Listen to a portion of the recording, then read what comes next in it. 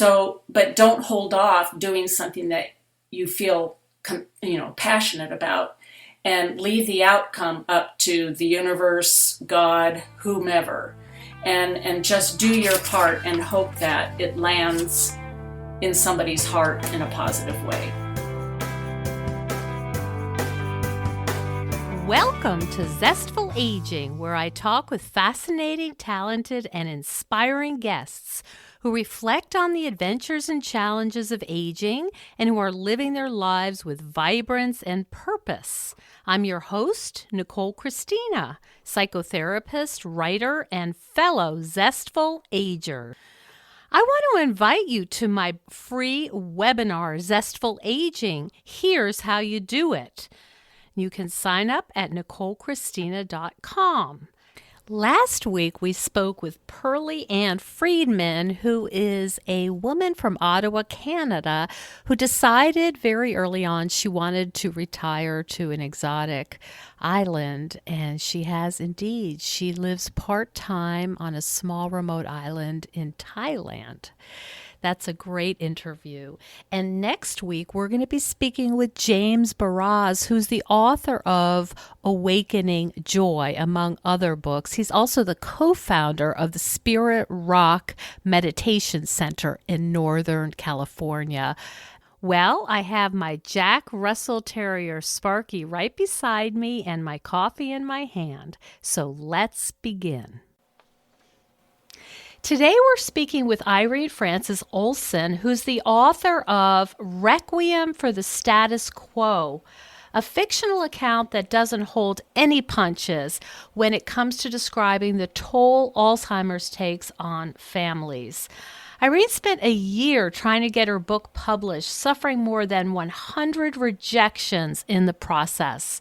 The book she wrote to honor her father was finally published when Irene was 63 years old. She's on the management team of Alzauthors, a community of authors sharing their stories to light the way for others. Welcome to the show, Irene. It's really wonderful to be here. I'm so glad I was invited. Oh, great. Would you start with the title, Requiem for the Status Quo? Tell us a little bit about the title and how it came to be. Well, this novel, even though it's novel, which is of course fiction, it definitely chronicles my caregiving journey with my father. My father was diagnosed with Alzheimer's he died in 2007, but about 4 to 5 years prior to that, he had been diagnosed with Alzheimer's disease. And as in any caregiving journey, in my case, it was an Alzheimer's caregiving journey, you're looking for same-o, same-o. A lot of times people are thinking, oh, I don't want same-o, same-o. I want something different. Well, when you're a caregiver for someone who has such an unpredictable disease, you are truly looking for status quo. I want to go back to whatever status quo means or used to mean to me. And so, and usually for me anyway, status quo would mean there's no new emergency. There's no urgency. There's nothing super duper new in the way my father is behaving or how his disease has taken a left turn or a right turn or an about face.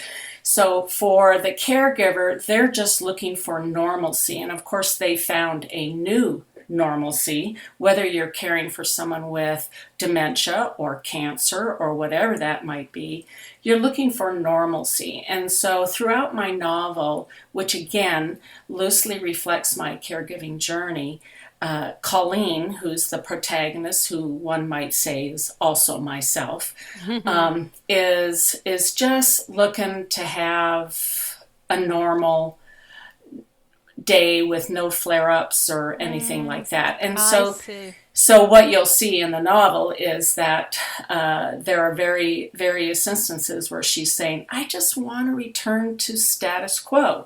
So Requiem, if you're thinking along the lines of Mozart or, conductors or composers like that, Requiem is kind of like a memorial to the status quo. I see. Because saying goodbye to all saying that was goodbye to predictable. all that was predictable. It's a requiem. It's a memorial to status quo, which most people maybe complained about until they didn't have it anymore. You just want to go do your life, go to the grocery store, make some supper, do the basics without being thrown some kind of monkey wrench. That's very true. Very true. Yes. So, the interesting thing, and I think any writers listening will understand this, as you mentioned in the intro, you as a writer, why would you write? Well, you want to write maybe to get published, whether that publication is a book or on a blog or whatever the case may be. And it was an extraordinary journey. And as a matter of fact, Nicole, I was ready to stop querying, approaching agents or publishers. I was on the verge of giving up. And then I received an email from an indie publisher saying, we like what you have. And I mean, holy moly. That's an amazing email to wake up to and to see that somebody actually wants my book. Because what's that experience like? I mean, we've heard it a million times, with J.K. Rowling. I listened to Seth Godin. He said one of his books was rejected 800 times. Yes. So how do you, this is a deeply personal story. Very You're personal. not talking about some sci-fi thing that's not part of your soul. How do you deal with that? Well, I celebrated, and it was too bad that it was the morning because, I was drinking coffee instead of something else I'd like to celebrate with. But it's remarkable. It's actually, I guess remarkable and unbelievable are almost the same thing. You can't believe what you just read. Someone is finally going to let me honor my father's journey and my journey with him through the published word, whether ebook or paperback. And the thing with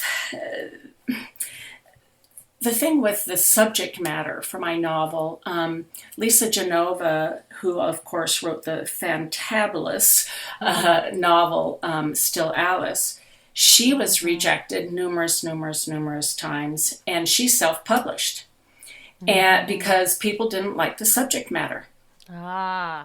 It's not something we want to deal with. It's not something, it is something that unfortunately and unrightly so that people are ashamed of.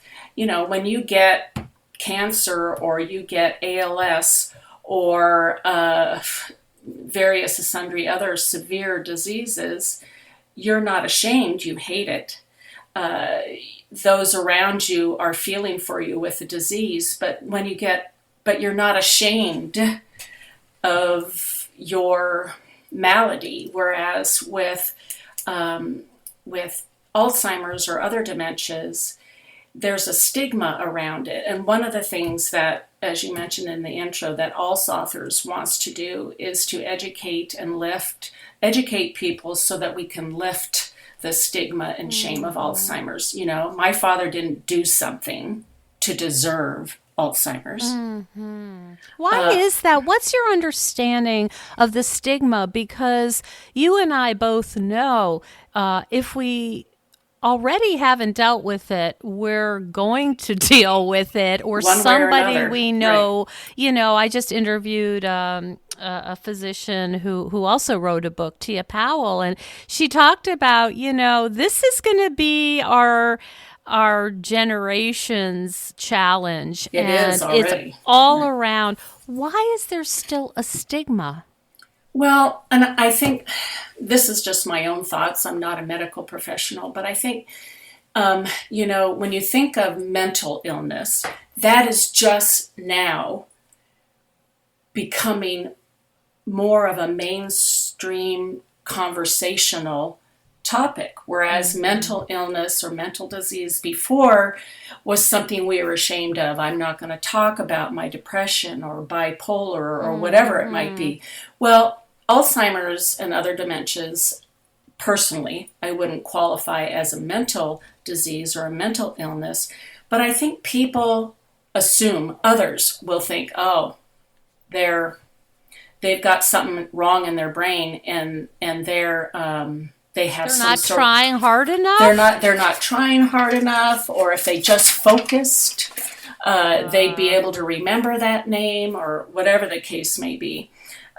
So I think part of it is that, when you forget someone's name 30 seconds after they've said it to you, and I'm guilty of that, and as far as I know, I don't have Alzheimer's, but you're embarrassed, and you're embarrassed because kind of, Nicole, your essence is your brain power.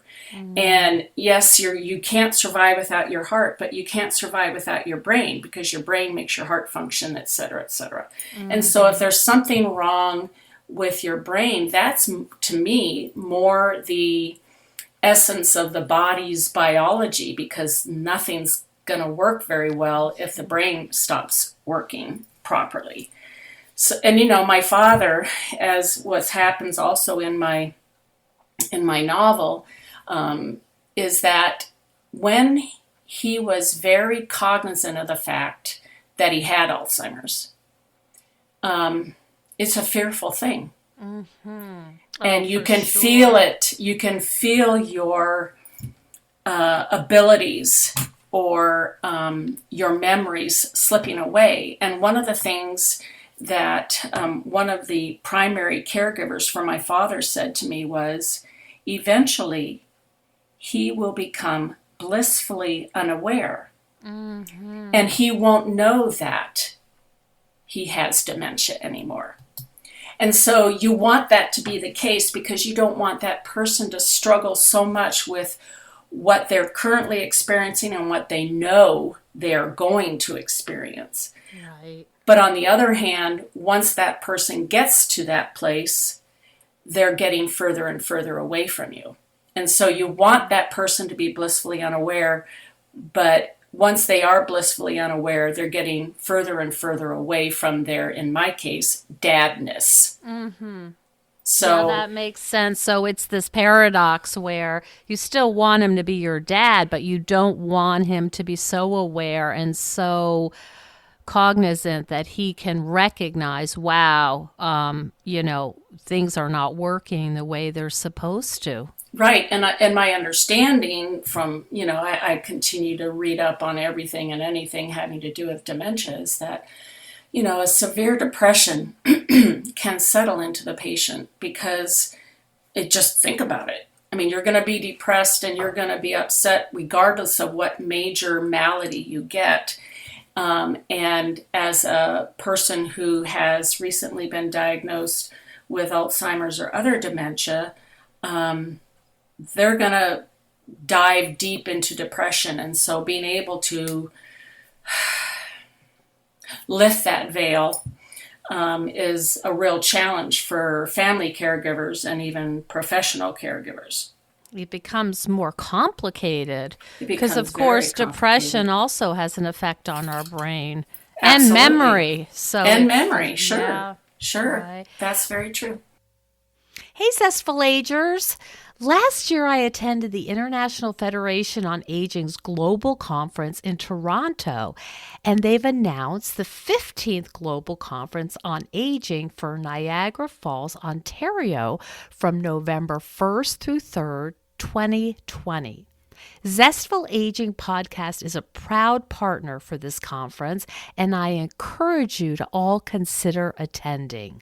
The conference features prominent experts presenting and discussing critical issues within the field of aging. So head on over to ifa2020.org to learn more, and I hope to see you in Niagara Falls in November. What's it like to write a book like this, even though it's fictional, that's so close to your heart? Well, this is interesting because, of course, like many people who journal during difficult experiences or great experiences. I got all my journals out, and I didn't start to write until 5 years after my father's death. And, I got all these journals out, and I thought, I want to write to honor my father, but I also want to help others, because if I can somehow, even ever so slightly, lift the burden of others, then this journey will have some sort of benefit and will be a positive, if you want to call it, experience. So Nicole, my first draft of my book, I wanted to include everything. Didn't want to leave anything out. It was 140,000 words. Now, in book speak, if you want to call it, 140,000 word book is the size of James Michener novel or Stephen King or Ken Follett. I mean, I don't know who I thought I was that I should include all of that in there. Well, I finally realized I don't have to include everything. I just have to include what will make a difference for somebody else. I see. And so I sliced and diced and killed characters and, the whole works. But I have to tell you, when I had decided I was going to write a book, it was in November of, November 2012. And I told a friend, I finally spoke my goal. And, once you speak a goal, now you're going to be, responsible for it. And told her that I was going to write a novel based on my experiences. But I said, I'm going to wait till next year. We're in the holidays now. And I'm just going to wait until sometime after the 1st of 2013. So, Nicole, I woke up on December 29th. And at the time, I was subscribing to a newspaper. And my horoscope for that day made me change my mind as to when I would start writing my book. And I'm going to read it to you so that you and your listeners can get an aha or a, oh my goodness. Okay. So this is what it said. Okay, I'd already decided I'm waiting until after the 1st of 2013. Right. Okay, here it is. Now it's perfect to start a new writing project. No need to wait until next year. Put down your thoughts without worrying about form, one word at a time. Well, you think I would wait until January 1st? Goodness gracious. So I read that to my husband, and there's not an essence or an element of woo-woo in him at all. But in me, there's a certain amount of woo-woo in me. Right. And when I read that to him, he said, so you're starting today, right? Oh, boy, you can't ignore that when it's meant for you. Right. So, it was, in answer to your previous question, I don't know that I received closure in writing about my experience, but I think choosing the fiction genre helped me to maybe disassociate a little bit from it. I could see that. Yeah. I was able to disassociate. Be a little distance. Yeah. Just a little bit, because it was Colleen and Patrick in the book, not Irene and Dawn. So, but it was an enjoyable experience. But I'm telling you, I knew nothing about writing fiction, because up until that point, I had spent years, and still am, writing for my blog, which is babyboomersandmore.com. But it's really called Living, the Ultimate Team Sport, because living has to be a team sport. You can't do it on your own. But all of that was nonfiction. So I had never written fiction in my life, dialogue, all the rules involved in writing fiction. So, the first version of my novel was really quite bad. And thank goodness, my pride level isn't so high that I wouldn't give it to beta readers to try it on in their own living room and read it. And because of that, I think it's a lot better novel. I know it's a lot better novel than it was the very first version. So you got a group of people together, and did you have friendships with them, or were they just people that you respected for? Both. You're brave. Yeah. Well, I know, and because but those who were friends or even related to me, I said, I want you to be cruel. I'll still love you if you criticize this work, because I want to honor my father. I want to honor Dad. So the more critical you are, the better. But even when you say that, it's still harder to receive criticism than it is to say that you don't mind receiving criticism. But it was so helpful. And I gave it to a PhD who does research on Alzheimer's. I sent it to the Alzheimer's Association. I wanted to make sure that what I was saying at the moment that the book would be published was accurate. Because I don't want to lead anyone astray. And they all said, yeah, this is accurate. As a matter of fact, the PhD, the doctor that I gave my book to, and then I sat down later to receive his critique, he said to me, and this really helped, he said, you're not portraying it as bad as it is. You need to portray it more truthfully. And I said, boy, does that help. Of course, it meant a major edit, but that's important, because I don't want to sugarcoat a disease that can't be sugarcoated. Mm-hmm. So that was so very helpful to me, but with that said, however, yes, I took away the sugarcoating. It's raw, but it's also very palatable, because I want people to be able to digest the book, learn something from it, and be encouraged by it without it being too much. I see. So you're helping them. It sounds like you were very conscious of making it readable, and that people could tolerate the pain of it and the ugliness, that you could keep them reading, that you structured it so, okay, I know this is really hard, but there's enough in it, maybe enough joy, enough relationship that you want to stick with it. That's fascinating. So you were very conscious of keeping them engaged, even though there's parts that are so difficult very difficult to read about, and even more difficult to experience. And some of the reviews, there was one review that I received thus far, and she said, I really tried to like this book, but I'm currently going through this, so I'm going to have to read it later. Mm-hmm.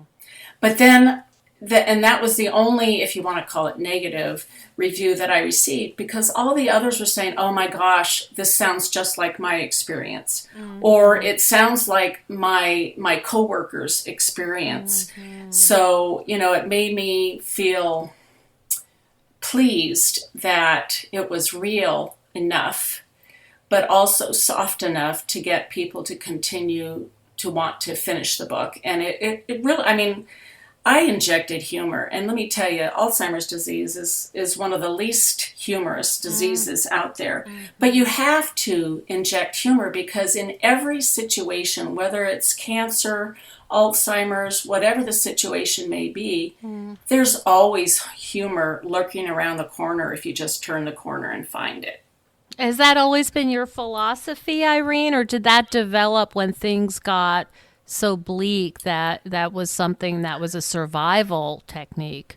I think for myself, and maybe others who have experienced or are experiencing the same thing, it is kind of a survival technique. And one of the things that, I always write when I'm doing book signings is, I say, remember to celebrate even the smallest of victories that come your way. So I'm looking for, if someone is just looking for the big stuff that happens, they're going to miss all the small stuff that happens. Mm-hmm. So I can celebrate a small victory of, wow, when Dad and I went on a picnic, I didn't have to take him into the men's room. You know, versus, a big celebration. So I'm going to always celebrate the small things. And so that's where humor comes in as well, is that I've got to find the humor in it. Well, you're also living in a state of gratitude. Oh, absolutely. You have to, because I still, at the time, I still had my father. And he didn't, one of the things for which I'm very grateful, Nicole, is that he didn't forget who I was in his life until a month before he died. Mm-hmm. And he had been admitted into a hospital for prostate cancer, because he had that as well towards the end. And I'm visiting him in the hospital. And he turned to me and he said, Jim, I have things to do. And I thought, Jim, wow, he's never called me Jim. But I only stumbled a little bit in my emotions. And I thought, well, my hair is extremely short. And so I'll take Jim any day, because he wasn't freaked out by, who are you? Why are you here? It was a very enjoyable time. And even though he called me Jim, it doesn't matter. I'm still his daughter. And you find this in my novel as well, where one of the characters, Victoria, her husband forgets who she is. George is his name. And there's where the humor comes in. And I'm just not even going to tell you what that's all about, but you've got to read it. It's just hilarious. But so Victoria's husband forgets who she is. And she ends up at her regular monthly support group meeting. And one of the other older people in the group, Mary, says to her, because Victoria says, what's really difficult? I'm no longer his wife. Mm-hmm. And Mary said, you are his wife. He loves you. If he could tell you that, he would tell you that. You are still his wife. Your identity as his wife, your marriage of 60 plus years didn't end just because he forgot your name or forgot that you're married. And that's what everybody who is in this, on this Alzheimer's journey is going to experience, is the loss of identity, the loss of your role in a person's life. It's going to happen. I mean, I can't imagine, I don't know statistics, but I can't imagine that it won't happen to just about everybody. But that doesn't mean I was no longer my father's daughter. I was still his daughter, but for some reason he called me Jim. Okay, let's laugh about it. So you have to be a little flexible, I guess. Extraordinarily flexible. How important, you mentioned support groups. How important are support groups for people going through this? I have to say it's so very important, because even though intellectually the family caregiver will say, the family caregiver knows they're not alone, they know that in their head, but in their heart they don't know that. And you know how they talk about the distance between the brain and the heart, it's like miles and miles wide. So I can know intellectually I'm not alone, but in my heart, I'm feeling alone. So when you go to a support group, whether it's provided by the Alzheimer's Association, which I highly recommend, of course, because they kind of have the franchise on that, or a church group, or whatever it might be, or even having coffee with someone, just so that you hear other people's stories, or you get confirmation that you're not alone. And you hear caregiving tips from others. Because, you go to a group and you say, I can't get them to settle down at night. And so someone else will say, well, this is what I did. I can't guarantee it'll work for you. Have you tried this? No, I haven't. So now Victoria, let's say, is going to go home and try that so that her husband settles down at night. It's just, you join this community of experienced caregivers, and you're better off as a result. And some people, even after their loved one has died, will continue to go to the meetings until they finally realize, I don't need it anymore. Are you still in touch with the people who supported you through your father's illness? Well, of course, my family, I am. I am for some of the people. Yes, I am, and because once my father died, I wanted to know how other people were doing. He eventually ended up in memory care, and I wanted to know how, let's just throw a name out there, Mabel was doing. And so I kept visiting the facility's website, and they would always highlight a resident and such, or they would post so-and-so has now passed. And so I felt I needed to have that ongoing connection to the people that my father was connected to. And then once many months had passed, there were no longer any people's names that I recognized. And so I kind of stepped back from that. And for my own well-being, I guess it was a good thing to do that. But I think what's important, and you talked with your Zestful Aging, is for me, this added zest and zoom to my life because I was able to do something with one of the worst times in my life.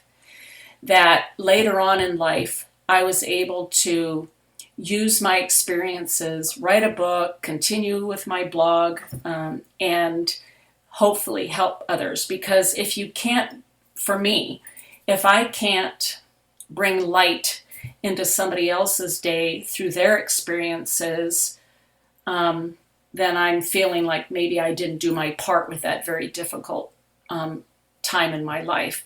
Not everybody can do this. I mean, there's a lot of people who just say, look, I don't even want to have anything to do with dementia, Alzheimer's, etc., because it was just the worst time in my life. And I honor that. I honor that story for them. Yeah. I really do. For me, this is how I, got my yayas out and was able to process it. Yeah, to process it more and realize that, yes, that happened then, but it can also continue forth in my legacy when I leave, whenever that might be. So, my father, I know, would say, good job, that's what you should have done, because this was really a cruddy time in our lives, but look at you, you're doing something with it, and maybe, just maybe, somebody else is benefiting from it. Mm-hmm. Which we know is a really important part of aging well, is the feeling of giving to others, even when we may never see the result. Exactly. Oh, I'm so glad you said that, because a lot of times I think people hold off doing things because they don't ever see the outcome. Well, if I smile at someone who's bagging my groceries and then go and get in my car and go home, I don't see that just because I smiled at her and actually called her by name, that may have made her day. Mm-hmm. I walked away and got in my car, but that might have made her or his day. We don't always see the outcome. And I know, because this book is being read worldwide, there's no possible way I'm going to see how this might or might not have benefited others. So, but don't hold off doing something that you feel passionate about, and leave the outcome up to the universe, God, whomever, and just do your part and hope that it lands in somebody's heart in a positive way. Mm-hmm. Oh, that's such excellent advice, is to do it, to do the work, and then to let it go. Let it go. Exactly. Mm-hmm. I don't have any control of how much, how widespread this book may be of influence to others, but that shouldn't stop me from doing it. Mm-hmm. Shouldn't stop me from doing it. So what's next for you, Irene? What other projects are coming up for you? Well, I have 1.5 books written, and additional books written, even though neither of those are dementia-centric, I will never write any book that doesn't have that storyline. Because, as you mentioned at the beginning of the interview, it's so widespread. There's 55 million people globally with this disease. So to not talk about it just seems irregular. It just doesn't seem appropriate. So I've got those going, and of course I'm on the management team of Alzauthors, and the website is alzauthors.com. And it's extending the influence from my book in so many other greater ways. I thought I was done advocating for those touched by this disease. I thought I was done advocating once I wrote my book and sent it out there, but now I think I've just begun. Wow, it's a new phase for you. It is a new phase, and at 65 years of age now, I think emotionally and spiritually, and by spiritually I don't necessarily mean religiously, emotionally and spiritually I feel like I'm on fire, and I'm in such a positive space. I'm just waiting for my body to catch up. My body says, I thought you were retired. No, not yet. I'll be retired when you attend my memorial service. That's when I'll be retired. I love that. You're just switching into a new gear and doing things that are really close to your heart, but doing them in all different kinds of ways now. Yeah. Managerial, how do you say it? Managerially? Yes, managerially. Yeah. More maybe administrative, more intellectual, but not as much as putting your actual story into words. Right. And I think, it's prioritizing what's important in life, because all of us have to-do lists that'll probably never get to done. And so you have to prioritize what's important. Oh, there's the ducks. Sorry, I'm seeing 2 ducks walking in my yard. Prioritizing what's important to you. Yep. And spending the time on those versus things that just distract you. Yeah, I call it radical prioritizing because, we know we have more life behind us than in front of us. Time is short. Let's pare it down. Is this, is swiping through Facebook really how I want to be spending my time that I'm never going to get back again? And you won't ever get it back. You just won't get it back. Time is the most valuable resource we have. And if you could ask those who no longer have time, they would say yes. You've got to pay attention to the time you have, because it's going to be gone before you know it. They always say, well, we never know if tomorrow will ever come. Well, let's forget about tomorrow. What about the next minute? The next minute may not come. So I better utilize that minute before that adequately and passionately. What a great message. Thank you so much, Irene, for telling us your story and talking to us. Where can people find out more about you and your writing and your inspiration? Well, my author website is my full name, and it's Irene, Irene, Frances, FranceSolson.com, IreneFrancesOlson.com. Okay. That's my author website. And of course, as I mentioned earlier, I have my blog, which is called BabyBoomersAndMore.com. So they can find all about how I tick in those two on those 2 websites. Okay, and it's babyboomersandmore.com. Yes, and it's not an ampersand, but spelled out and. BabyBoomersAndMore.com. And initially, go ahead. I was just going to say, and then there's Alzauthors.com. Yes, Alzauthors, ALZAUTHORS.com, where you'll meet at this time, at this broadcast, over 200 authors that are in our community of Alzauthors. Some of which I've been speaking with on the podcast. Have. Yes. You're a lovely group.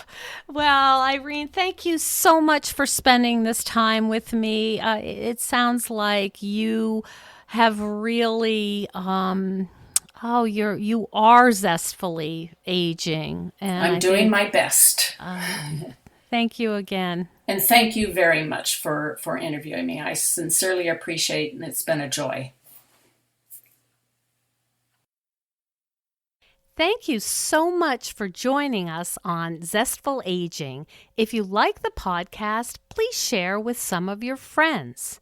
I love to hear from my listeners. Send me an email at NicoleChristina.com. Next week, we're going to be speaking with James Baraz, who's the author of Awakening Joy, among other books. He's also the co-founder of the Spirit Rock Meditation Center in Northern California. It's a beautiful interview, and I hope you'll join us. Well, in addition to speaking with amazing guests on the podcast, I've been putting together the final touches on the web course I've created with Carrie Luderin, who's a designer and professional organizer. It's called Too Much Stuff, and it's all about making space for zestful aging. Because it's hard to create your new identity when you're tripping over decades of clutter. Our course goes beyond separating things into piles, because if it were that easy, you would have done it already. We look at why our clutter can paralyze us and how easy it is to feel overwhelmed by the whole process.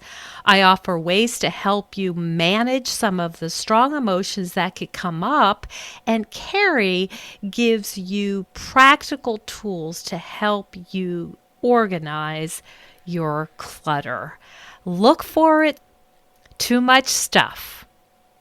See you next time for another episode of Zestful Aging.